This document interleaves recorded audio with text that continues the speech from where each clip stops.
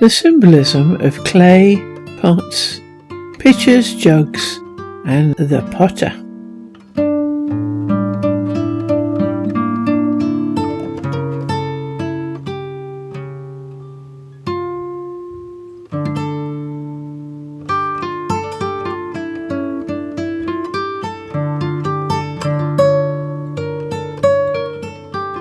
Introduction. Clay. The word clay is used in symbolism to mean form, the physical, as opposed to function, which means that which animates form. Clay is thus what we see with our eyes, as opposed to the spirit within, which is invisible. For example, the emotion of love is regarded as function, and thus of the spirit, invisible, hidden by the clay. But the heart, said to be the seat of love, is visible form.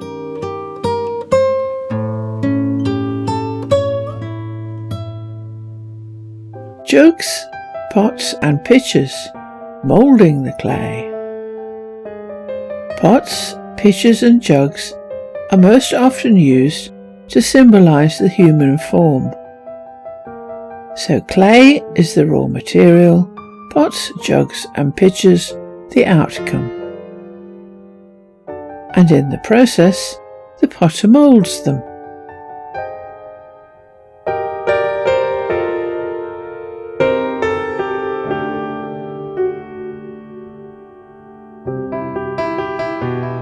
As such, the potter symbolically is the creator. Omar Khayyam, the Rubaiyat. Listen again. One evening at the close of Ramazan, ere the better moon arose, in that old potter's shop, I stood alone, with the clay population around in rows. And strange to tell, among the earthen lot, some could articulate, while others not.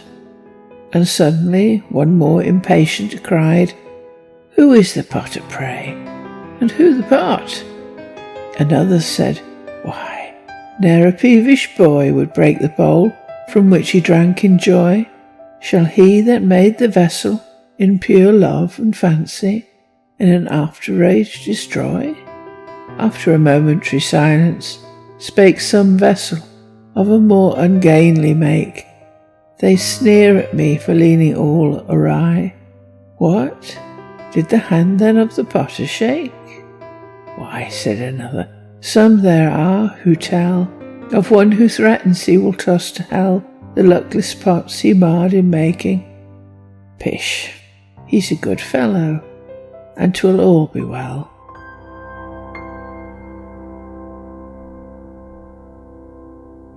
Firing.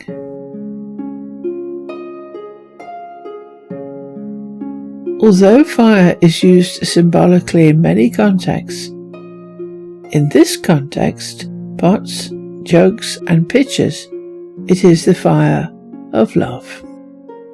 From Divine Intoxication and Rummy by Llewellyn Vaughan Lee, published in Accent magazine. December 2006. Rummy was a learned scholar until one day in the marketplace of Konya he met a wandering dervish, Shams-i Tabriz. Shams was the spark that ignited the fire of divine longing within Rummy, such that Rummy said of his life, "I burnt and burnt and burnt." His time with Shams transformed him, and the love that was awakened still speaks to us now, so many centuries later, in his poems.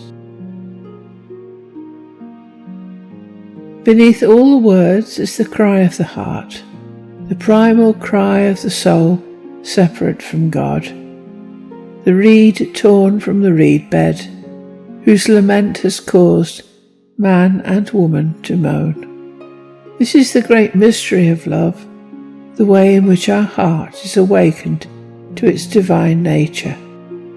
How love burns away the impurities which cover our heart and soul, until gradually we begin to taste the truth of who we really are.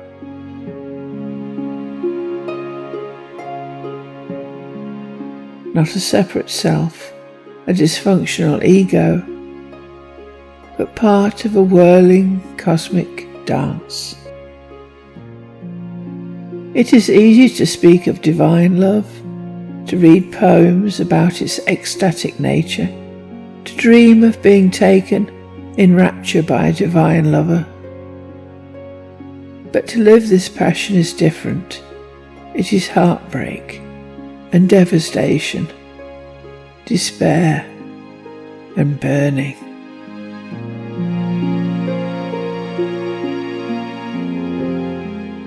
Filling the pitcher or pot. Although water is the generic symbol used for spirit of all kinds, a number of alternative symbols are used for spirit input. So, we may symbolically fill the pitcher with wine, blood or honey, butter or milk,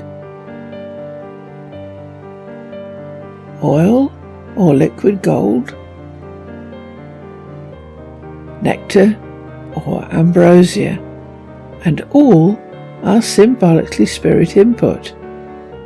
Similarly, spirit input can be inspiration, healing and wisdom, but one of the key types is divine love and bliss. Rabindranath Tagore, from Gitanjali. The day is no more. The shadow is upon the earth. It is time that I go to the stream to fill my pitcher. The evening air is eager with the sad music of the water. Ah, it calls me out into the dusk. In the lonely lane there is no passer-by. The wind is up. The ripples are rampant in the river.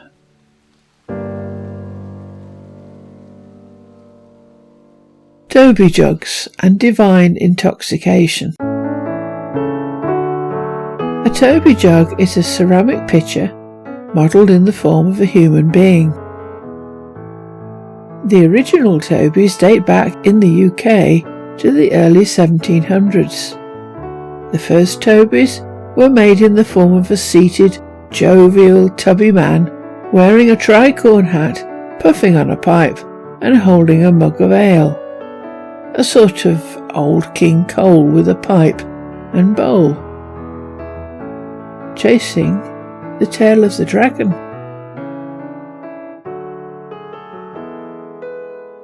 So these were reminders of the other forms of intoxication available at the time. Laudanum came a little later. Toby is a shortened form of Tobias, from Tobiah, meaning God is good, from the Greek Taub, meaning good, and Yahweh, the Hebrew name of God. Tobias itself is the Greek transliteration of the Hebrew Toviah. But a toper is an habitual and heavy drinker, one who is frequently intoxicated. But this is not about alcohol. It is about ecstasy. And this is the ecstasy of Mary Magdalene by Rubens. From Divine Intoxication and Rummy by Llewellyn Vaughan Lee, published in Ascent magazine. December 2006. We become drunkards, longing for just another sip of divine love. Gamblers who will give anything for another roll of the dice that might draw us back into his embrace. Divine love and the bliss it brings are the most dangerous of draughts, the drink that will destroy everything. Intoxicated with bliss, the lover stumbles back to the world. We're the fools of love, drowned in love, lost and bewildered. What does the world matter with its buying and selling when we have been immersed in this vaster ocean? Through this painful intimacy of love, our heart is changed. Ruined in the tavern of love, we can taste the intoxicating wine of his presence. This is when the bliss begins. A love that runs through the body and soul, in which nothing is excluded. Then one is really reborn in love, in the deep knowing of one's true nature, and the love that is present in oneself and in everything. Later, the states of bliss deepen and intensify, become almost painful, and one wonders how the body can bear it, and yet it continues, sometimes for hours. Sweetness, intoxication, drunkenness. These are the words the Sufi used to describe such states, the ecstasy of divine love. The sugar sack is ripped, spilling sugar everywhere. I am so ruined with love that beggar children stone me in the alleys. I'm so mad with love that madmen say, "Be still."